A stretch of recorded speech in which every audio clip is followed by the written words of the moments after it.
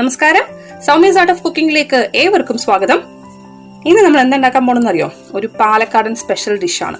ഞാനൊരു പാലക്കാട്ടുകാരായിട്ട് നിങ്ങൾക്ക് പാലക്കാടൻ ഡിഷ് പരിചയപ്പെടുത്തിയില്ലെങ്കിൽ മോശമല്ലേ? സത്യം പറഞ്ഞാൽ ഇതിപ്പോ പാലക്കാട്ടുകാർക്ക് തന്നെ മറന്നുകൊണ്ടിരിക്കുന്ന ഒരു ഡിഷാണ്. ഞാനിപ്പോ എവിടെ ഈ പേര് കേൾക്കാറ് പോലും ഇല്ല കേട്ടോ. ഇതിന്റെ പേരാണ് രംഗയിൽ. ശരിക്കും ഇതൊരു തമിഴ് മലയാളി ഡിഷ് എന്ന് വേണം പറയാൻ. ഓക്കെ, ഇത് തമിഴ് ബ്രാഹ്മിൻസ് ആണ് ശരിക്കും ഇതിന്റെ ഒരു ക്രിയേറ്റർ എന്ന് വേണം പറയാൻ. കാരണം ഇത് ശരിക്കും ഒരു ബ്രാഹ്മിൻ ഡിഷാണ്. പക്ഷേ ഇത് നായർ തറവാട്ടിലെത്തിയപ്പോൾ ഇതിന് വേറൊരു ഫോം ഉണ്ടായി, അതായത് ഒരു കൂട്ടാന്റെ ഫോം ഉണ്ടായിട്ട്. നമ്മൾ ഇന്ന് കാണിക്കാൻ പോകുന്നത് ബ്രേക്ക്ഫാസ്റ്റായി കഴിക്കാൻ പറ്റുന്ന രീതിയും സ്നാക്കായി കഴിക്കാൻ പറ്റുന്ന രീതിയും അതുപോലെ തന്നെ നമുക്ക് കൂട്ടാനായിട്ട് കഴിക്കാൻ പറ്റുന്ന രീതിയുമാണ്. ഓക്കെ, അതായത് നമ്മൾ ചിക്കൻ കറിയൊക്കെ വെക്കില്ലേ, അതുപോലെ നമുക്ക് ഉണ്ടാക്കിയിട്ടുണ്ടെങ്കിൽ ചിക്കൻ കറി മാറി നിൽക്കും. അപ്പോൾ അത്രയും ടേസ്റ്റി ആയിട്ടുള്ളൊരു സംഭവമാണിത് കേട്ടോ. വെജിറ്റേറിയൻസിന് ഏറ്റവും പ്രോട്ടീൻ കിട്ടുന്ന ഒരു റെസിപ്പി ആയിരിക്കും ഇത്. ഒരു അടിപൊളി ട്രഡീഷണൽ റെസിപ്പിയാണ് കേട്ടോ. ഒരു നൊസ്റ്റാൾജിക് റെസിപ്പിയാണ്. ഞാൻ തന്നെ ഉണ്ടാക്കിയിട്ട് ഒരു 2 വർഷമെങ്കിലും ആയിട്ടുണ്ടാവും ഈ സംഭവം. ഇപ്പോഴാണ് ഞാൻ ഒരു കർക്കിടകം സ്പെഷ്യൽ റെസിപ്പി ഇടണമല്ലോ എന്ന് ആലോചിച്ചപ്പോൾ എനിക്ക് പെട്ടെന്ന് മനസ്സിലേക്ക് ഓടിയെത്തിയ ഒരു റെസിപ്പിയാണ്. കാരണം ഇപ്പൊ ഒന്നും ഞാൻ ഈ പേര് പോലും എവിടെയും കേൾക്കാറില്ല. ഇതിന്റെ പേരാണ് രംഗയിൽ. അപ്പോൾ അതിനുവേണ്ട ഇൻഗ്രീഡിയൻസ് എന്തൊക്കെയാണ് നോക്കാം. അപ്പോൾ ആദ്യം ഞാൻ രംഗയിൽ ഉണ്ടാക്കാനുള്ള, അതായത് അതിന്റെ ഒരു ബേസിക് സ്ട്രക്ചർ ഉണ്ടാക്കാനുള്ള സംഭവം ഞാൻ പറഞ്ഞുതരാം.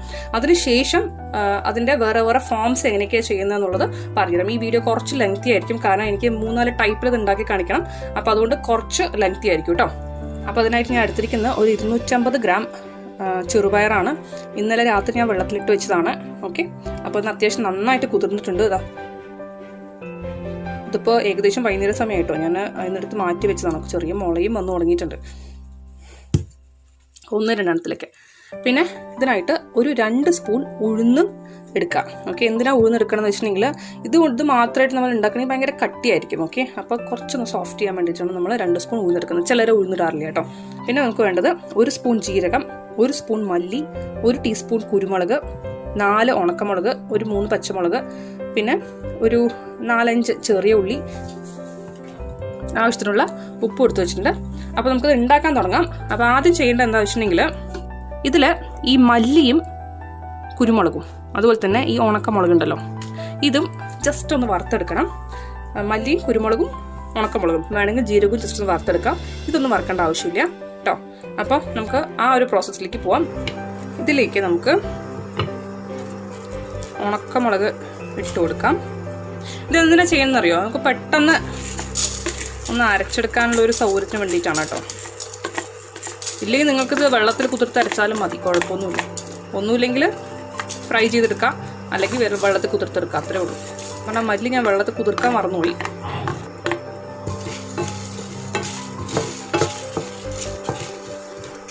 ജസ്റ്റ് ഒന്ന് ഡ്രൈ റോസ്റ്റ് ആവട്ടെ, നമ്മുടെ ഉദ്ദേശം അത്രേ ഉള്ളൂ. ജീരകം ഇങ്ങനെ വറുത്തില്ലെങ്കിൽ കുഴപ്പമൊന്നുമില്ല കേട്ടോ. ഇത് കരിയണ്ട, മതി, പൊട്ടാൻ തുടങ്ങിയാൽ മതി. നമുക്കതിനെ എടുത്തിട്ട് ഇട്ട് കൊടുക്കാം. നമുക്കിനി ജസ്റ്റ് ഒന്ന് പൊടിച്ചെടുക്കാം. അതിനുശേഷം ചെറുപയർ ചേർത്താൽ മതി കേട്ടോ. അത്യാവശ്യം കാരുണ്ടാവും. അപ്പോൾ ജസ്റ്റ് ഒന്ന് പൊടിച്ചെടുത്തിട്ടുണ്ട്. ഇനി നമുക്ക് ഇതിലോട്ട്, കാണുന്നുണ്ടല്ലോ അല്ലേ, ഇനിയിപ്പോൾ ഇതിലേക്ക് വേണം നമുക്ക് ബാക്കിയുള്ള ഇൻഗ്രീഡിയൻസ് ആഡ് ചെയ്യാൻ. ഞാൻ എടുത്തു വെച്ചാൽ ഉപ്പ് ഇട്ട് കൊടുക്കണം അതിൽ തന്നെ. ഇനി ഇതിലേക്ക് നമുക്ക് ചെറുപയറിന് ഇട്ട് കൊടുക്കാം.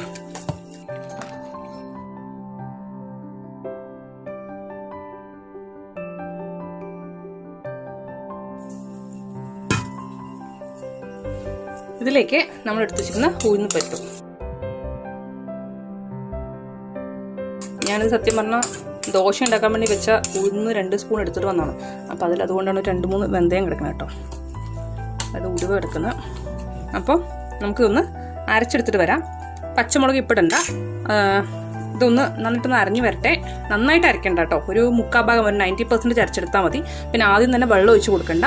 ആവശ്യമുള്ളപ്പോൾ ഇത്തിരി കുറച്ചായിട്ട് ഒഴിച്ചു കൊടുത്തിട്ട് തെളിച്ചു കൊടുക്കാൻ പറയില്ലേ, അങ്ങനെ ചെയ്താൽ മതി.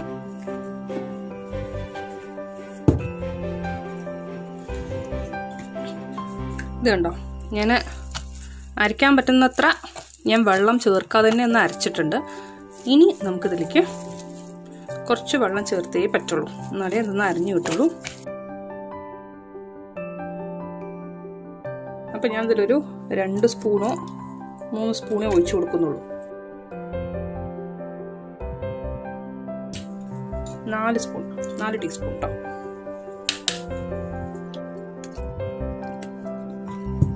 ഇത് കണ്ടോ, അപ്പോൾ ഇതൊരു 80% നന്നായിട്ട് അരഞ്ഞിട്ടുണ്ട്.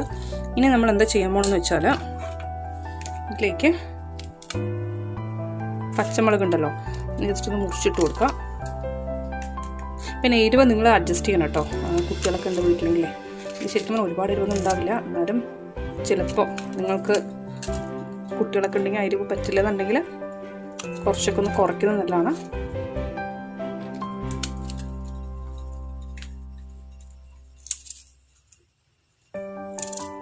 ചെറിയ വെങ്കായമാണ് നല്ലത് കേട്ടോ, സവോള ഇടണ്ട, ചെറിയ വെങ്കായമാണ് നല്ലത്. എന്തായാലും ട്രൈ ചെയ്ത് നോക്കണം കേട്ടോ, നിങ്ങൾ ഈ റെസിപ്പി മറക്കാൻ പാടില്ലേ.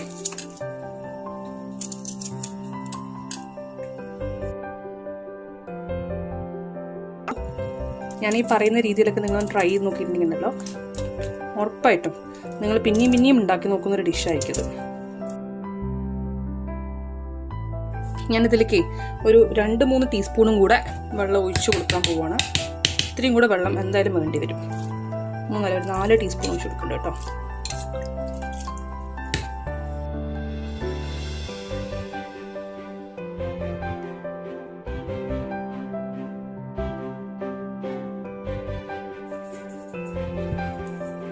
ഇത് വേണ്ട, ഇങ്ങനെ അരയാൻ പാടുള്ളൂ, ഒരുപാടൊന്നും അരയാൻ പാടില്ല.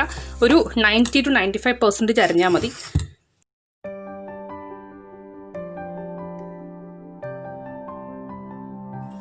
നമുക്ക് എന്തായാലും ഇതിൽ ഇനി വെള്ളം ഒഴിച്ചിട്ടൊന്നും എടുക്കാൻ പറ്റില്ല. അപ്പോൾ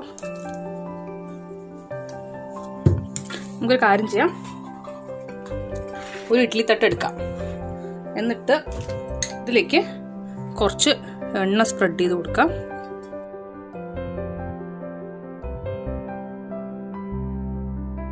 ഓക്കെ, എന്നിട്ട് ഇഡ്ഡലി പോലെ ഒഴിക്കുക. ഇതിൽ ഉപ്പൊക്കെ ഉണ്ടോ എന്ന് നോക്കിയിട്ട് കൺഫേം ചെയ്യാം കേട്ടോ ചെയ്യുന്നതിന് മുമ്പ്.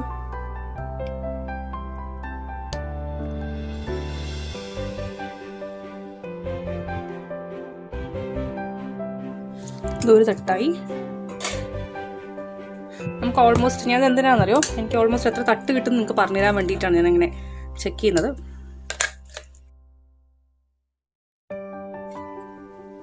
ഇതിലും ജസ്റ്റ് ഒന്ന് ബ്രഷ് ചെയ്ത് കൊടുക്കാം. എന്നിട്ട്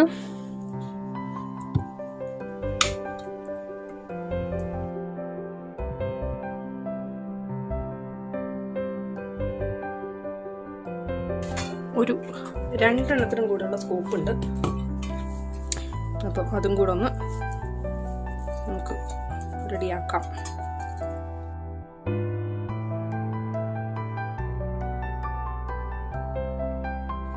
നമ്മളിപ്പോൾ ഇഡ്ഡലി പാത്രത്തിലാണ് ഉണ്ടാക്കാൻ പോകുന്നത്. അപ്പം ഇഡ്ഡലി കുക്കറിൽ ഇപ്പോൾ വെള്ളം വെച്ചിട്ടുണ്ട്. ജസ്റ്റ് ഒന്ന് ചൂടാവട്ടെ വെള്ളം. അതിനുശേഷം നമുക്ക് ഇഡ്ഡലി തട്ടുകൾ ഇതിനകത്തോട്ട് ഇറക്കി വെക്കാം. വെള്ളം അത്യാവശ്യം തിളച്ചിട്ടുണ്ട്. ഇനി നമുക്കിതിലേക്ക് ഇറക്കി വെക്കാം.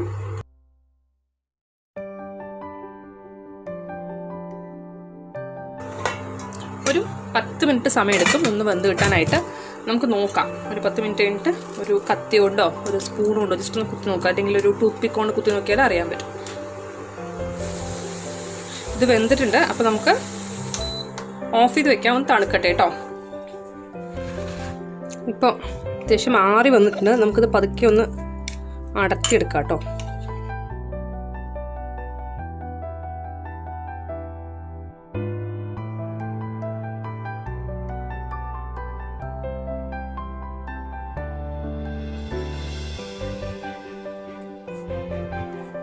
ഇത് കണ്ടോ, നമുക്കിതിനെ ഇങ്ങനെ കഴിക്കാൻ പറ്റും.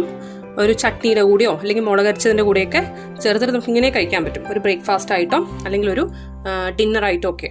ഓക്കെ, അതല്ലാതെ നമുക്കൊരു സ്നാക്കായിട്ട് എങ്ങനെ കഴിക്കാം എന്നുള്ളത് ഞാൻ കാണിച്ചു തരാം. അതിനായിട്ട് ആദ്യം ചെയ്യേണ്ടത് നമ്മളിതിനെ കട്ട് ചെയ്യണം.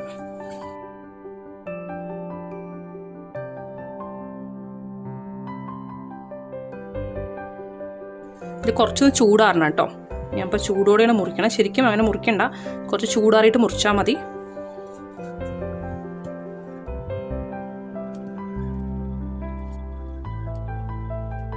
ഇത് അത്യാവശ്യം കുറച്ച് കട്ടി ഉണ്ടാവും കേട്ടോ. ഞാൻ പറയണമെങ്കിൽ നമ്മളിത് ഇങ്ങനെ ചട്നിയൊന്നും കൂട്ടി കഴിക്കുന്നതിനെക്കാട്ടിലും ബെറ്റർ ഞാനിപ്പോൾ ഉണ്ടാക്കുന്ന ആ ഒരു രീതിയിൽ കഴിക്കുന്നതായിരിക്കും. സമയമില്ലെങ്കിൽ മാത്രം നമ്മൾ ആ ചട്നി എന്തെങ്കിലും അരച്ചിട്ട് അതിൻ്റെ കൂടെ കൂട്ടി കഴിച്ചാൽ മതി. കാരണം ഇത് കുറച്ച് കട്ടിയുണ്ട് ഈ സാധനം, അപ്പോൾ ചിലർക്കത് ഇഷ്ടപ്പെടില്ല. അപ്പോൾ ഞാൻ ഈ പറയുന്ന മെത്തേഡാണെങ്കിൽ എല്ലാവർക്കും ഇഷ്ടപ്പെടുന്നൊരു രീതിയായിരിക്കും. ശരിക്കും ചിക്കൻ്റെ ഒരു ഓൾട്ടർനേറ്റീവ് ആണെന്ന് വേണം പറയാൻ. ഞാൻ സ്കൂളിൽ പഠിക്കുന്ന സമയത്ത്, സെൻറ്റ് പോൾസ് പഠിക്കുന്ന കാലത്ത് എൻ്റെ ഒരു ഫ്രണ്ട് ഉണ്ടായിരുന്നു. അപ്പോൾ അവൾ ഇതിനെ പറയുന്ന പങ്കായം എന്നാ. ആ ക്ലാസ്സിൽ ഞാൻ മാത്രമേ ഈ ഒരു സാധനം ഉണ്ടാക്കി കൊണ്ടുപോകാറുണ്ടായിരുന്നുള്ളൂ. എന്തുകൊണ്ടാണെന്ന് അറിയില്ല, ഞാൻ വേറെ ആരും ഉണ്ടാക്കി കണ്ടിട്ടുമില്ല.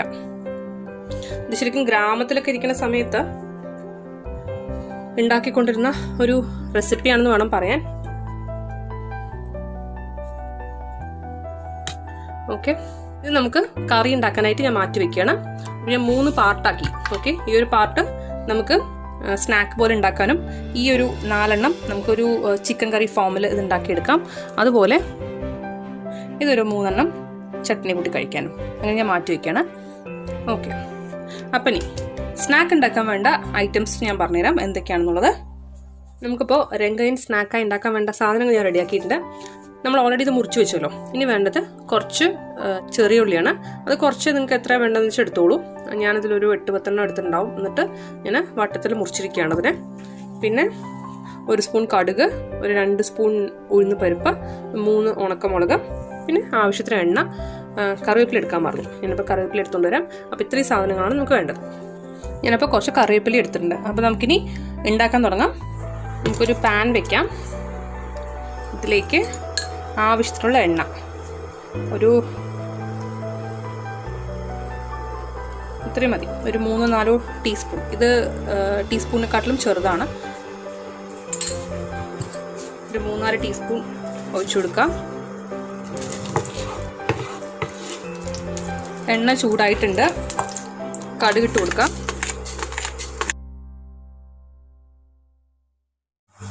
കടുക് ജസ്റ്റ് ഒന്ന് പൊട്ടട്ടെ.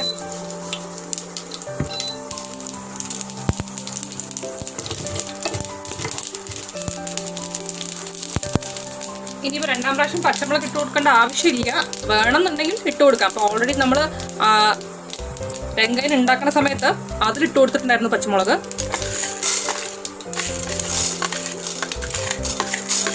2 ടീസ്പൂൺ ഉഴുന്ന് പരിപ്പാണ് ഇട്ടിട്ടുണ്ടായിരുന്നത്, അതിട്ട് കൊടുക്കാം. അതിന് കൂടെ തന്നെ കറിവേപ്പില ഇട്ട് കൊടുക്കാം. 3 ഉണക്കമുളക് ഇട്ട് കൊടുക്കാം. കാരണം ഉഴുന്ന് പരിപ്പ് പെട്ടെന്ന് കരിയും. അപ്പോൾ അതുകൊണ്ട് ഉഴുന്ന് പരിപ്പിൻ്റെ കളർ ചേഞ്ച് ആവാൻ തുടങ്ങിയാൽ അപ്പം തന്നെ ഇതിലേക്ക് ചെറിയ ഉള്ളിയും ചേർത്ത് കൊടുക്കാം.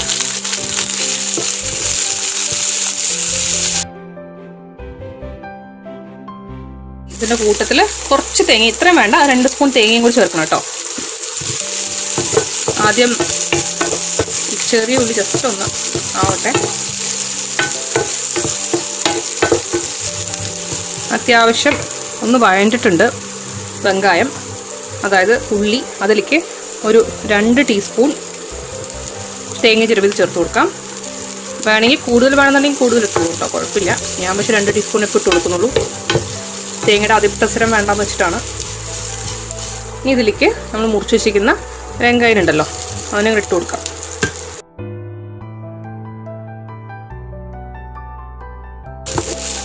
നല്ലൊരു അടിപൊളി സ്നാക്കാണ് കേട്ടോ. നിങ്ങൾ എന്തായാലും ട്രൈ ചെയ്ത് നോക്കണേ. ഞാൻ ഈ പറയുന്ന 3 ടൈപ്പ് നിങ്ങൾ ട്രൈ ചെയ്ത് നോക്കണം. ഫസ്റ്റ് ടൈപ്പ് ട്രൈ ചെയ്തില്ലെങ്കിൽ കുഴപ്പമില്ല, അതായത് ചട്നിയുടെ കൂടെ കഴിക്കാൻ നിന്നില്ലെങ്കിലും കുഴപ്പമില്ല. പക്ഷേ ഈ ഒരു ടൈപ്പും അതുപോലെ തന്നെ നമ്മൾ ആ ചിക്കൻ കറി വെക്കുന്ന പോലെ വെക്കുന്നില്ലേ, ആ ഒരു ടൈപ്പും, ആ 2 സ്റ്റൈലും നന്നായിട്ട് ട്രൈ ചെയ്ത് നോക്കണം. ജസ്റ്റ് ഒരു 5 മിനിറ്റ് ഇതിൽ കിടന്നിട്ട് ഒന്ന് കുക്കാവട്ടെ. പിന്നെ ഒരു കാര്യം പറയാൻ വിട്ടുപോയി, കുറച്ച് ഉപ്പ് ഇതിൻ്റെ പുറത്ത് ഇട്ട് കൊടുക്കണം, ഞാൻ മറന്നുപോയത്. ഈ തേങ്ങയിലേക്കൊക്കെ വേണ്ട ഒരു ഉപ്പുണ്ടല്ലോ, അത് ലേശം മതി. നമ്മൾ ഓൾറെഡി വെങ്കായത്തിൽ ഉപ്പ് ഇട്ടിട്ടുണ്ട്.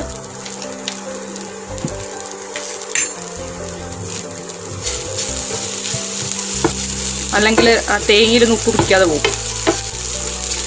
അതുകൊണ്ടാണ്. ഇത് കരിയൊന്നും വേണ്ട, ഇത്രയും മതി. ഇപ്പം നല്ലൊരു അടിപൊളി സ്നാക്ക് റെഡി ആയില്ലേ. ഇനി ഇതിൻ്റെ മുകളിൽ ഒരു 2 ടീസ്പൂൺ വെളിച്ചെണ്ണയും കൂടെ ഒഴിച്ചിട്ട് നമുക്ക് ഇറക്കി വയ്ക്കാം.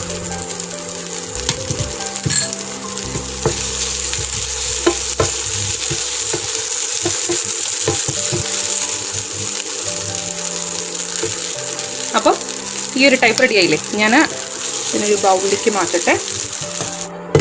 ഇനിയിപ്പോൾ മൂന്നാമത്തെ ടൈപ്പ്. അതിനായിട്ട് ആദ്യം ചെയ്യേണ്ടത് നമ്മൾ കുറച്ച് സാധനങ്ങൾ വറുത്തെടുക്കുക എന്നുള്ളതാണ്. ഓക്കെ, ഞാനൊരു പാൻ ചൂടാവാൻ വെച്ചിട്ടുണ്ട്. അപ്പോഴേക്ക് ഞാൻ വെറുതെ ക്വിക്കായിട്ട് പറഞ്ഞുതരാം എങ്ങനെ ചെയ്യുന്നുള്ളത്. ഇങ്ങനെ ഒരു 2 സ്പൂൺ മല്ലി എടുത്തിട്ടുണ്ട്, 1 സ്പൂൺ കുരുമുളക് എടുത്തിട്ടുണ്ട്, ഒരു 1/2 ടീസ്പൂൺ ജീരകം എടുത്തിട്ടുണ്ട്, ഒരു പീസ് ഇഞ്ചി എടുത്തിട്ടുണ്ട്, ഒരു 8-10 വെളുത്തുള്ളി എടുത്തിട്ടുണ്ട്, ചെറിയ വെളുത്തുള്ളിയാണ്, ഒരു 4-5 ഏലക്കായ എടുത്തിട്ടുണ്ട്, ഒരു 2 പീസ് പട്ട എടുത്തിട്ടുണ്ട്, അതുപോലെ ഒരു 8 ഉണക്കമുളക് എടുത്തിട്ടുണ്ട്, പിന്നെ ഒരു 5-6 ഗ്രാമ്പു. അപ്പോൾ ഇത്രയാണ് എടുത്തിരിക്കുന്നത് ഒന്ന് വറുത്തെടുക്കാനായിട്ട്. അപ്പോൾ നമുക്ക് ഇതെല്ലാം കൂടി ഇട്ട് കൊടുക്കാം, എന്നിട്ട് വറുക്കാം.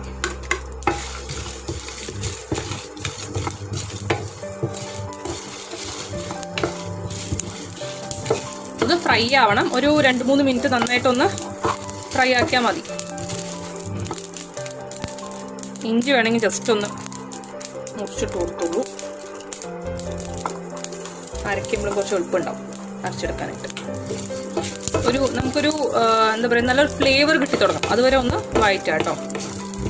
ജീരകം പൊട്ടി തുടങ്ങി, മല്ലിയുടെയൊക്കെ ഒരു മണം വരുന്നുണ്ട്. ഇതിലേക്ക് ഞാനൊരു 3 ടേബിൾ സ്പൂൺ തേങ്ങ ഇട്ട് കൊടുക്കുന്നുണ്ട്. തേങ്ങ ജസ്റ്റ് ഒന്ന് ചോക്കണം കേട്ടോ, അതുവരെ ഒന്ന് വഴറ്റുക. ഇതിലേക്ക് വേണമെങ്കിൽ 1 സ്പൂൺ എണ്ണയൊക്കെ ഒഴിച്ചു കൊടുക്കാൻ, കുഴപ്പമില്ല. എന്നിട്ട് നന്നായിട്ട് ഫ്രൈ ആക്കി എടുക്കാം.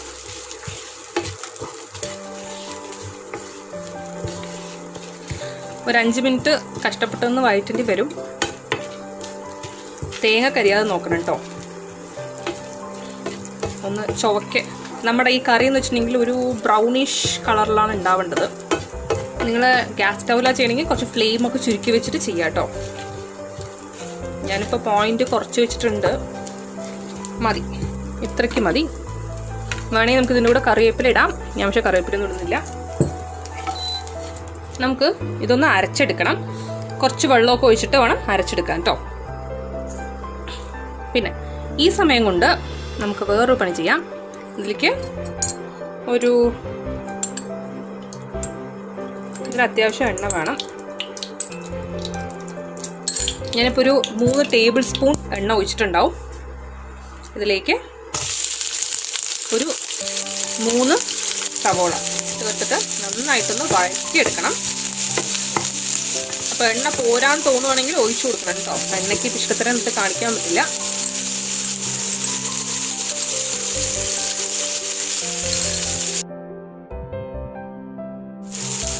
ഇതിലേക്ക് കുറച്ച് ഉപ്പിട്ട് കൊടുക്കാം. ഇതിലേക്ക് ഒരു 3 തക്കാളി അതും കൂടെ ചേർത്ത് കൊടുത്തിട്ട് നന്നായിട്ട് ഇളക്കുക. ഇതൊന്ന് കുഴഞ്ഞു വരുന്നവരെ വെയിറ്റ് ചെയ്യണം കേട്ടോ.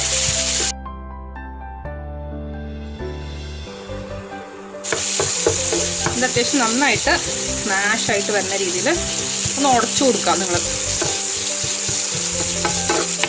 എണ്ണ ഒരുപാട് കുറഞ്ഞു പോയാൽ കരിയാൻ തുടങ്ങും, അപ്പോൾ അതൊന്ന് ശ്രദ്ധിക്കുക. ഇതിലേക്ക് കുറച്ച് കറിവേപ്പില ചേർത്ത് കൊടുക്കുക. എന്നിട്ട് നമ്മൾ അരച്ച് വെച്ച ഈ മിശ്രിതം ഉണ്ടല്ലോ, ഇതിനെ ചേർത്ത് കൊടുക്കുക.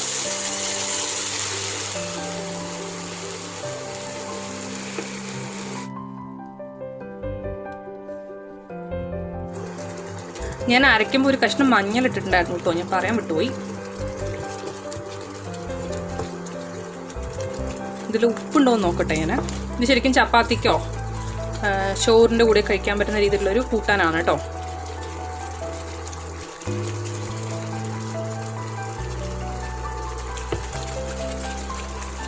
ഉപ്പ് ലേശം കുറവുണ്ട്.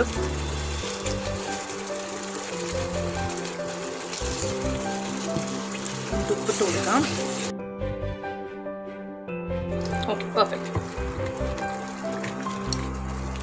ഇനി ഇത് 2 മിനിറ്റ് തിളയ്ക്കുന്ന സമയം കൊണ്ട് നമ്മൾ ഈ രംഗയിനെ ജസ്റ്റ് ഒന്ന് മുറിച്ചെടുക്കണം. അത്യാവശ്യം കട്ടി ആയിട്ടുണ്ടാവും കേട്ടോ. ഞാനൊരു 4 രംഗയിനാണ് ഇതിനായിട്ട് എടുക്കുന്നത്. ഇതിലേക്ക് മുറിച്ച് വെച്ചിരിക്കുന്ന രംഗയും ചേർത്ത് കൊടുക്കാം.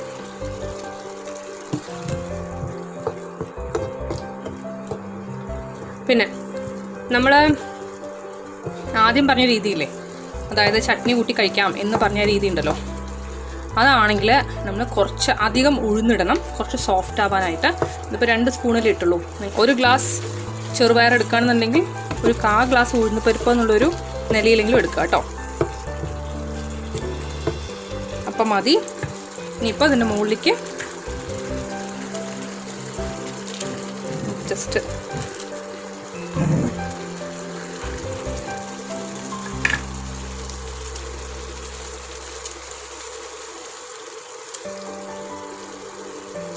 ഇതിൻ്റെ മുകളിൽ ഇതൊക്കെ ഇട്ടിട്ടൊന്ന് ഗാർണിഷ് ചെയ്തെടുക്കാം.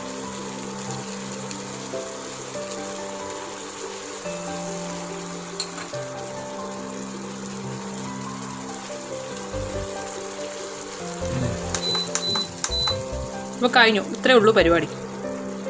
ഭയങ്കര ഈസി അല്ലേ? അപ്പോൾ എല്ലാവരും ട്രൈ നോക്കണം. ട്രൈ നോക്കിയിട്ട് അഭിപ്രായം പറയാൻ മറക്കരുത്. ഞാനിതൊരു ബൗളിലേക്ക് മാറ്റാം. ഒരു സ്പൂൺ എടുക്കട്ടെ, അങ്ങനെ കുറച്ചും കൂടെ നല്ലത് തോന്നും.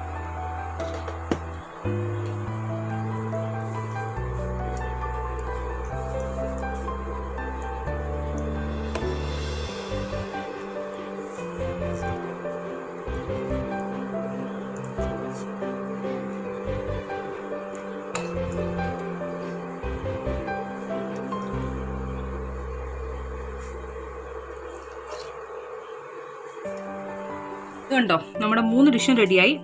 ഇത് ഇഡ്ഡലി പോലെ കഴിക്കാൻ പറ്റുന്ന ഡിഷ്. നിങ്ങൾക്ക് വേണമെന്നുണ്ടെങ്കിൽ ഇതിൻ്റെ കൂടെ ചട്നിയോ എണ്ണപ്പൊടിയോ എന്ത് വേണമെങ്കിൽ ചേർക്കാം. പിന്നെ ഇങ്ങനെ ഉണ്ടാക്കുന്ന സമയത്ത് ഞാൻ പറഞ്ഞല്ലോ, ഉഴുന്ന് പരിപ്പ് കുറച്ച് ജാസ്തി ഇടണം, അല്ലെങ്കിൽ ഈ നല്ല കട്ടിയായിരിക്കും, നിങ്ങൾക്ക് കഴിക്കാൻ പറ്റില്ല. ഓക്കെ, 1 ഗ്ലാസ് ചെറുപയറാണെങ്കിൽ ഒരു 1/4 ഗ്ലാസ് ഉഴുന്ന് പരിപ്പ് ഇടണം. ഓക്കെ, എന്നാലേ അത് നല്ല സോഫ്റ്റ് ആയിട്ട് വരുള്ളൂ. അതുപോലെ 2 സ്പൂൺ അരിയും കൂടി ചേർക്കാം. ഓക്കെ, പിന്നെ ഇത് നമ്മുടെ ചിക്കൻ കറി ഫോമിൽ ചിക്കൻ കറി ഉണ്ടാക്കണ പോലെ, ശരിക്കും കണ്ട ചിക്കൻ കറി പോലെയൊക്കെ തന്നെ ഇല്ലേ, അടിപൊളി അടിപൊളി ടേസ്റ്റുമാണ്. നിങ്ങൾ വിചാരിക്കുന്ന പോലെയല്ല, ശരിക്കും ചിക്കൻ തന്നെ തോറ്റുപോകുന്ന രീതിയിലുള്ളൊരു വെജിറ്റേറിയൻ ഡിഷായിരിക്കും. ചിക്കൻ കഴിക്കാത്ത ആൾക്കാർക്ക് ഇതൊക്കെ ട്രൈ ചെയ്യാൻ പറ്റും. കണ്ടോ, നല്ല ടേസ്റ്റാണ്. അപ്പോൾ എല്ലാവരും ട്രൈ ചെയ്യണം. ഇതും കണ്ടോ, ഇത് നമുക്ക് സ്നാക്കായിട്ട് കഴിക്കാൻ പറ്റുന്ന ഒരു രീതി. ഇതും നല്ല ടേസ്റ്റിയാണ്. ഇതാകുമ്പോൾ അധികം നമ്മൾ ഗരം മസാലയുടെ സ്പൈസ് ഒന്നും ഇല്ലാണ്ട് നല്ല നാടൻ രീതിയിൽ സാത്വിക് ഫുഡായിട്ട് കഴിക്കാവുന്ന രീതിയിലുള്ള ഒരു റെസിപ്പിയാണിത്. അപ്പോൾ നിങ്ങൾക്ക് ഈ 3 റെസിപ്പി ഇഷ്ടപ്പെട്ടുവെങ്കിൽ സബ്സ്ക്രൈബ് ചെയ്യാൻ മറക്കരുത്. അതുപോലെ തൊട്ടടുത്തുള്ള ബെല്ലൈക്കൺ കൂടെ എനേബിൾ ചെയ്യണമെന്നുണ്ടെങ്കിൽ ഞാൻ ഉണ്ടാക്കുന്ന പുതിയ പുതിയ റെസിപ്പീസിന് നോട്ടിഫിക്കേഷൻ നിങ്ങൾക്ക് കിട്ടുന്നതായിരിക്കും. നമ്മളിപ്പോൾ കർക്കിടകം വ്ളോഗ് 2ലാണ് നിൽക്കുന്നത്. ഈ കർക്കിടക മാസം മുഴുവൻ ഓരോരോ വ്ളോഗ്സ് ഉണ്ട്. നല്ല ഹെൽത്തി ആയിട്ടുള്ള ഡിഷസുമായിട്ട് ഞാൻ ഇനിയും വരും. Thank you so much for watching. നാളെ ഒരു പുതിയ റെസിപ്പി ആയിട്ട് നമുക്ക് വീണ്ടും കാണാം. അതുവരെ ബൈ, ടേക്ക് കെയർ.